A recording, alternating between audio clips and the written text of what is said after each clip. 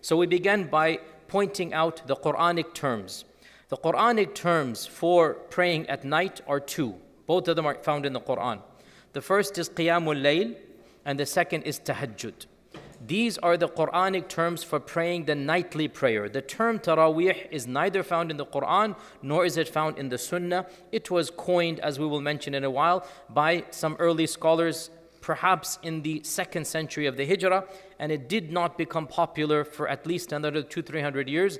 You will find with great difficulty references to the term Taraweeh in the first 300 years of Islam, even though you will find a few. But the common term Taraweeh, it became in the 5th century. Who coined it? What did I tell you? Who coined it? Who coined it? Who is the one who invented this term? No. The term Taraweeh, we do not know who first began it. We don't know. There's no name mentioned. But it is not found in the Quran or Sunnah. It is not an Islamic term from the Quran and Sunnah. It is a Muslim term from early scholars, which is fine, no problem. It's not a big deal. And it's just a matter of, demarcating. And next year he passed away during the time of Abu Bakr as-Siddiq. The same thing happened, that everybody was praying independently. There was no concentrated effort to do so. And in the first year or two in the reign of Uthman, the same thing happened. Once in the Ramadan, and some say in the 2nd, some say in the 3rd year of Umar radiallahu anh, that Umar radiallahu anh visited the masjid of the Prophet in the nights of Ramadan, and he saw people praying helter-skelter all over. So he said, what if we were to make one jama'ah for all of these people? Wouldn't that be good? So he made the announcement. This is the first time. He made the announcement that tomorrow there shall be one jama'ah for all of you. And he appointed Ubay ibn Ka'b, who was the most aqra'uhum li kitabillah, the most qari of all of the Sahaba, Ubay ibn Ka'b. He appointed Ubay ibn Ka'b, and that when he saw all of them praying together, he said his famous comment, which is a whole different discussion. I've given a longer lecture about that discussion. Ni'mal bid'atu hadhihi. What a great innovation this is. Okay, this is something new that has happened, and I think this is great. We've done something great, and this is good. Now, of course, this has raised a whole discussion, what type of bid'ah and whatnot, and I have a whole hour-and-a-half lecture, the reality of bid'ah and the various positions about that. And then he said something very interesting. Those who are sleeping now are better than those who are praying. Those who are sleeping are better than those who are in this jama'ah. Umar ibn Khattab began Taraweeh in his time officially, and he instituted it to be 11 raka'at. This is authentically narrated. And then as time went on, towards the end of his khilafah, he changed it to 20. Why did he change it to 20? There is no known reason. It just seems to be an arbitrary number, that 10 plus 1 was the witr, so he just doubled it. You get the point here, right? So that seems to be the case. There does not seem to be any shar'i reason per se that he changed the number to 20 raka'at. Nonetheless, towards the end of his khilafah, there were 20 raka'at of Taraweeh plus 3 of witr, thus making it 23. And this became the sunnah for all other cities. Now, in the time of the early Umayyads, the people of Mecca began praying 23 raka'at, and they would rest after every 4 raka'at. They would rest after every 4 raka'at, okay? So 4 raka'at and then a rest, and then 4 raka'at and then a rest, and then 4 raka'at and then a rest. And some people, we don't know exactly when, but this is early Umayyad time. Some people said, let us do some movement, let us get some energy. The Kaaba is right here. Let us do something the people of Medina cannot do. Let us do tawaf. So they began to do tawaf between every 4 raka'at. How many tawafs would that be? 5 tawafs a night. 5 tawafs a night. Is that possible? How long does a tawaf take?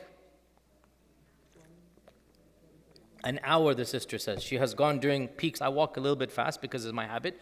You can do it in less than 10 minutes. So the people of Mecca began doing this as a competition, that we're going to do something better. Nobody else can do this. That became their habit. When the people of Medina heard this, they said, we're going to have to beat them.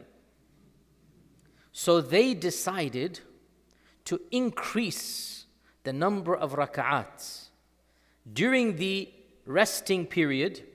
Rather than doing tawaf, which they cannot do, they added 4 raka'at. Hence, they started praying 36 raka'at plus 3 witr, 39. And this remained the case in Medina for around 200 years. In the early Umayyad and late Umayyad and early Abbasid time. Around 200 years, according to my research, I could be wrong because this is all very sketchy when it finished. Roughly in the 3rd century, it stopped. But for the first 200 years of Islam, the people of Medina would pray 39. And this is why Imam Malik and the Maliki school, the recommended position of the Maliki school to this day, their books mention 39. Where do they get this from? I explained to you why. It's some weird quirk of competition between Mecca. And of course, Imam Malik, he saw the people growing. As a child, he grew up, they were doing 39 anyway. So he saw the people doing that, it became his madhab. Because one of the pillars of his madhab for the Malikis is, you tell me, the Malikis, what is one of the pillars of the Maliki school? Amal Ahl al-Madina, the actions of the people of Medina. So he found the people of Medina doing this, so he made it his school. So the Maliki madhab actually has 39 for Taraweeh, mashallah tabarak. Can you imagine? We complain about 20. They had 40 basically, 39, right? Now, where did the term Taraweeh come from? So there's two opinions that are legitimate and one that is not legitimate, but people have said it. The first legitimate opinion is that the term Taraweeh comes from tarweeha, and tarweeha means to rest. And they called Taraweeh because they would rest after every 4 raka'at. Whichever it is, but it is because of that break we call Taraweeh. Now there is another third opinion which is not very academic, but it is found in some modern books, not in classical books, and that is that Taraweeh comes from break or istiraha, meaning you enjoy Taraweeh as a break from life's routine. They say this, but there's no evidence for this. Taraweeh comes from this term, as we said. So in any case, so we have this notion of Taraweeh being 20 versus 36 raka'at. And these are the 2 opinions within the madhahib. The Hanafi, Hanbali, and Shafi'i school basically say that Taraweeh should be 20. And the Maliki school says that it is best to make it 39, 36 plus 3, 20 plus 3. So I should say 23. Okay? And the Maliki say 36 plus 9, which is 36 plus 3, which is 39. Now, these numbers, as I said, are quite arbitrary. And there's feeling a buzz that us weak people, we need that as well, right? Not all of us are like Umar ibn Khattab, who he himself, by the way, would not, here's the interesting point, he would not pray in the masjid. He appointed Ubay and he walked back home and he prayed at home, okay? Because that's Umar. But we are not at the level of Umar radiallahu anhu. So those who are at that type of level, mashallah, tabarakallah, mashallah, great for you. Pray at home and expect Allah to reward you. However, this means you pray Isha in the masjid. Then you go and you pray at home.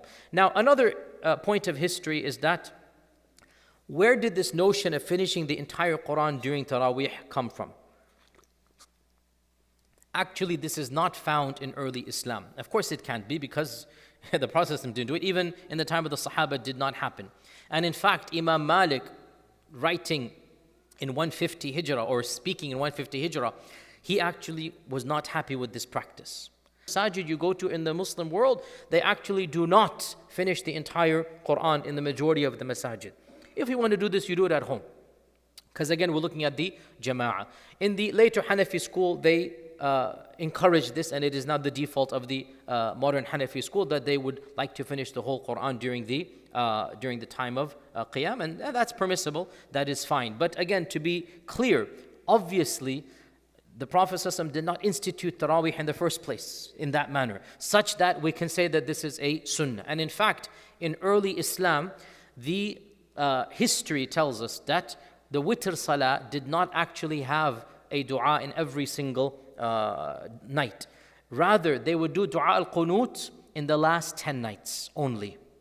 and then it's dead last 15, and then later on they started doing it every single night. So all of this is early Islamic history, because again, Taraweeh evolved from time to place to different people, and all of it is good. So if somebody does not want to do any qunuts in that witr, that is permissible. Although I don't want to get into the controversy of Salatul Witr. Every one of the four madhabs has a different position about qunut and witr. Interesting. It's all history. In the reality, to be technical, the qunut is not linked to witr, to be technical, but khair, whoever does it, that's fine, no problem. But in Ramadan, some of the scholars wanted to do a special dua, and this began the last 10 nights, and then it became something that is the norm during those 10 nights. Some